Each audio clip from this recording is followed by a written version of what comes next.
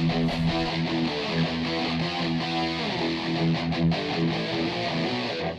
guys, Roman and Reaper here. So I'm just outside the cinema here. As you can tell by the Halloween t-shirt, yep, new horror time, and this is one I'm very, very excited for, Evil Dead Rise. As you know, I've been watching all the Evil Dead films in prep for this, and I've enjoyed all of them. They're all a ton of fun, so should expect that from this, even if there's no Ash. But yeah, very excited for this. Love the franchise. Trailers for this have looked really good, so this will hopefully just be a really good, fun, gory, crowd-pleasing time. So yeah, not going to waste too much more time. I'm going to head in, get my snacks, get my seat, get ready for the Evil Dead to rise. Groovy.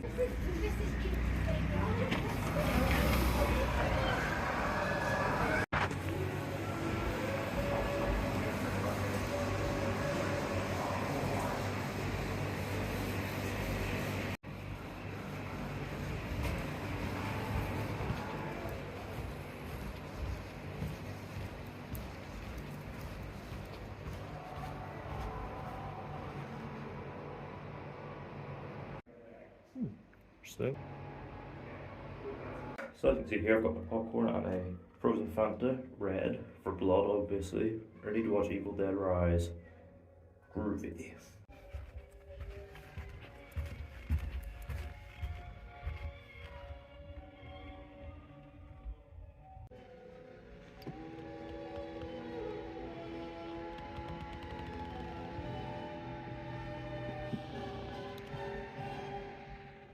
So yeah, just back from seeing Evil Dead Rise. I was looking forward to this, I'm a big fan of all the Evil Dead films, and you can check out my quick review for all four. And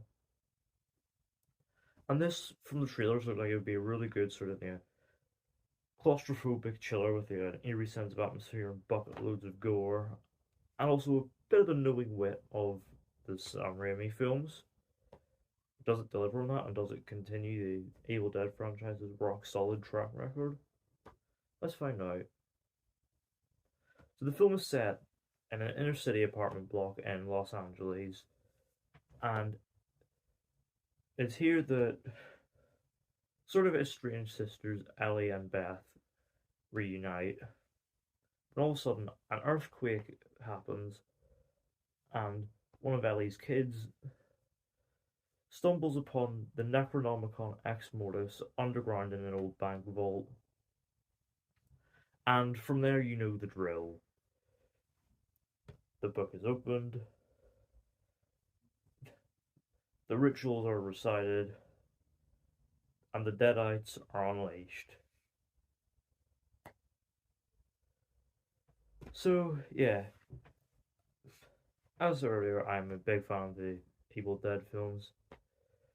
I just love, like, even when they're not being insanely goofy, as in Evil Dead 2 and Army of Darkness, there's still a bit of a knowing wit. Obviously, the remakes, like, a lot more, like, serious.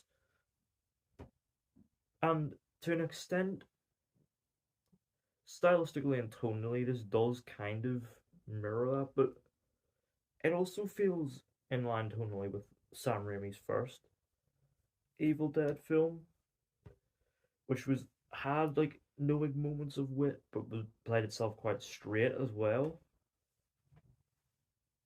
And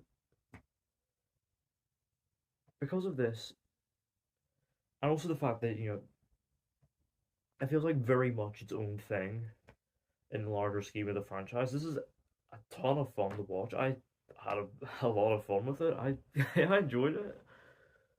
So, for one, obviously this is a more serious Evil Dead film. It's a modern Evil Dead, and I think that works really well. That they play the eerie stuff very seriously, and it uses that combined with the claustrophobic atmosphere of this single location setting, and it does wonders with it. That combined with the fact that there is a ton of gore here, like this is an 18 certificate film, and yeah, it earns it. There are some properly gnarly moments here. A standout being a moment with a cheese grater. You'll know when you see it. There's also a really great moment with a tattoo kit, and it's all just absolute carnage.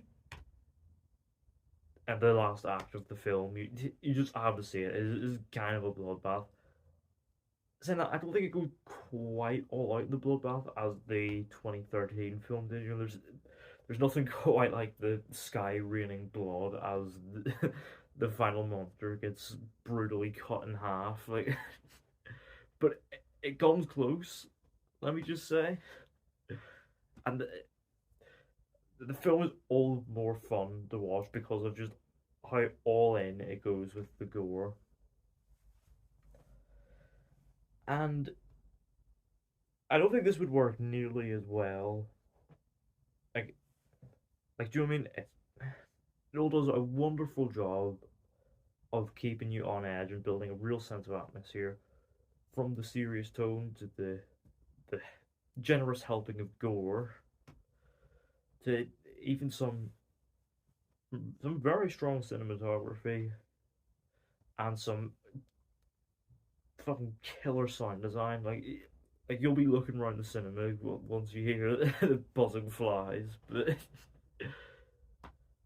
none of this I don't think would work nearly as well as it does if it wasn't for some surprisingly strong character work.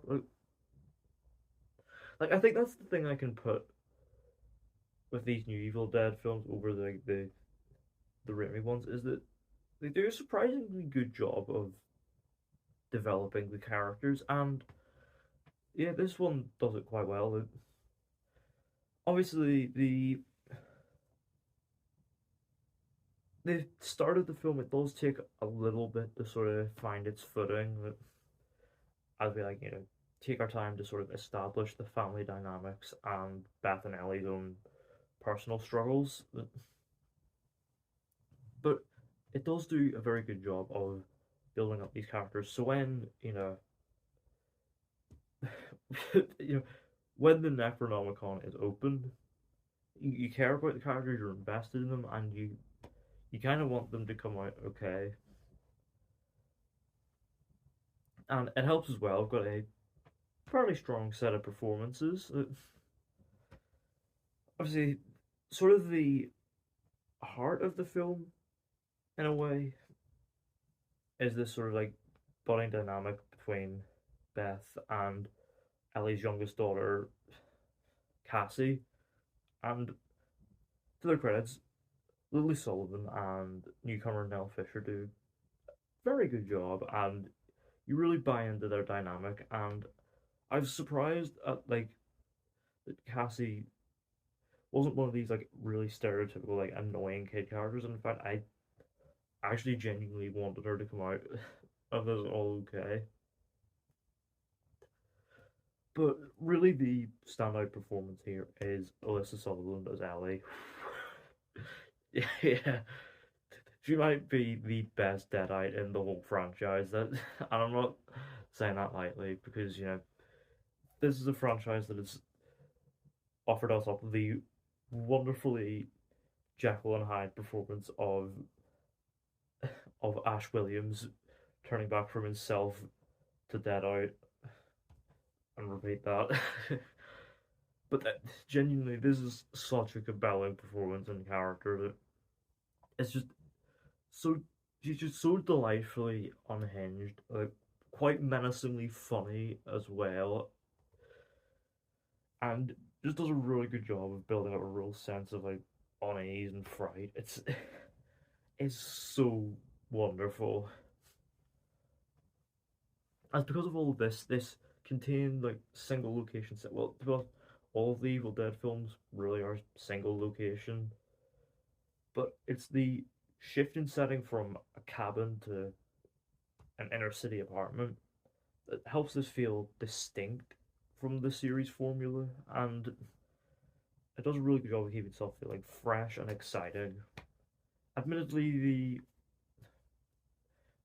the story being kind of confined to this apartment does kind of run on steam towards the end of the film, and those feel makes the stakes feel always kind of low in a way. But in saying that, for the most part, it works extremely well, and the sense of atmosphere and unease and tension and the absolute carnage that comes from it is wonderful. And yeah, that's I think about what I have to say about Evil Dead Rise. This is a ton of fun. Definitely go and see this on the big screen. You to really appreciate the just absolute bloodbath is the gore, and also to really take in the wonderful sound design, and also just because it's a properly fun big screen horror experience. At this point, you know the drill. Horror films like this, you gotta see them with a crowd. It's like the best way to experience them. And yeah, overall, I'm gonna give Evil Dead Rise an 8 out of 10.